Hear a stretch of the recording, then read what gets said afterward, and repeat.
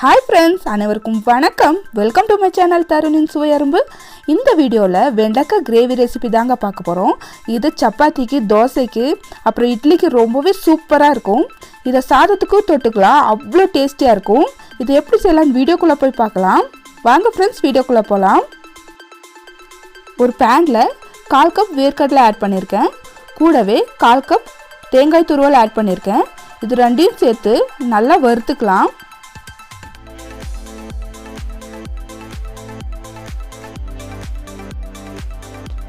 நல்ல கலர் மாறி golden brown வர்ற வரைக்கும் வறுத்துக்கலாங்க. வறுத்ததுக்கு அப்புறமா ஒரு மிக்ஸி ஜார்ல ஆட் பண்ணி பேஸ்டா அரைச்சு எடுத்துக்கலாம். ஒரு panல 2 டேபிள் ஸ்பூன் எண்ணெய் ஊத்திருக்கேன். எண்ணெய் சூடானதுக்கு அப்புறமா 15 வெண்டைக்காய் ஆட் பண்ணிக்கிறேன். ஆட் பண்ணிட்டு நல்லா ஃப்ரை பண்ணிக்கலாம்.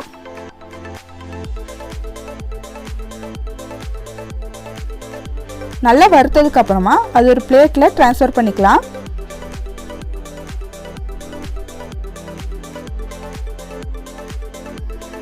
எல்லாத்தையும் எடுத்ததுக்கு அப்புறமா அதே பேன்ல 2 டேபிள் ஸ்பூன் ஆயில் ஆட் பண்ணிக்கிறேன். ஆயில் சூடானதுக்கு அப்புறமா 1/4 டீஸ்பூன் கடுகு ஆட் பண்ணிக்கிறேன். 1/4 டீஸ்பூன் வெந்தயம் ஆட் பண்ணிக்கிறேன். வெந்தயமும் கடுகும் நல்லா பொரிஞ்சதுக்கு அப்புறமா கொஞ்சமா கருவேப்பிலை எல்லாம் ஆட் பண்ணிக்கிறேன்.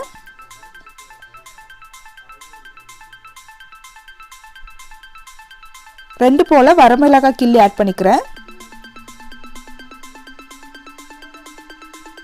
இதெல்லாம் நல்லா வதக்கிக்கலாம். ஒரு பெரிய வெங்காயம் ஆட் பண்ணிக்கிறேன். இது ஒரு 1/2 கப் இருக்கும். பெரிய வெங்காயத்தை நல்லா வதக்கிக்கலாம். இது கொஞ்சமா வெந்ததுக்கு அப்புறமா ஒன்று போல தக்காளி பழம் ஆட் பண்ணிக்கலாம்.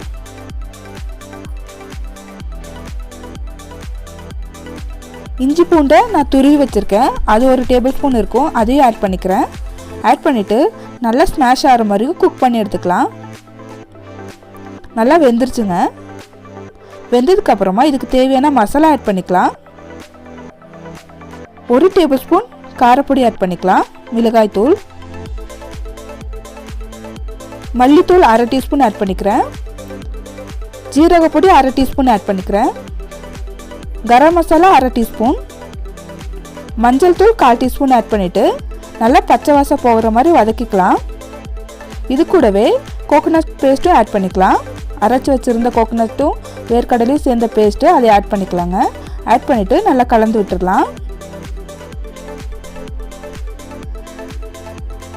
நல்லா கலந்ததுக்கு அப்புறமா கொஞ்சமாக தண்ணி ஆட் பண்ணிக்கிறேன். தண்ணி ஆட் பண்ணதும் ஒரு சின்ன புளி கரைச்சி அதையும் ஆட் பண்ணிக்கிறேன். அது ஒரு 1/2 கப் இருக்குங்க. எல்லாத்தையும் சேர்ந்து நல்லா கொதிக்க விட்டுடலாம். கொதிச்சதுக்கப்புறமா வதக்கி வச்சுருந்த வெண்டைக்காயும் இது கூடவே ஆட் பண்ணிவிட்டு இந்த டிஷ்ஷுக்கு தேவையான உப்பு ஆட் பண்ணிக்கலாம். உப்பு 1 டீஸ்பூன் ஆட் பண்ணிக்கிறேன்.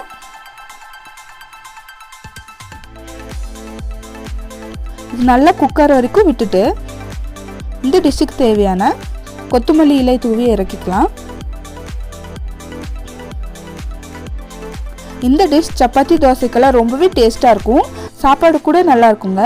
ட்ரை பண்ணி பாருங்கள். இந்த வீடியோ பிடிச்சிருந்துச்சுன்னா லைக், ஷேர் அண்ட் சப்ஸ்கிரைப் பண்ணுங்கள். கூடவே இருக்கிற பெல் ஐக்கானையும் கிளிக் பண்ணிக்கோங்க. நான் அடுத்தடுத்து போடுற வீடியோட நோட்டிஃபிகேஷன் உங்களுக்கு உடனுக்குடனே வரும். தேங்க்ஸ் ஃபார் வாட்சிங். Bye friends.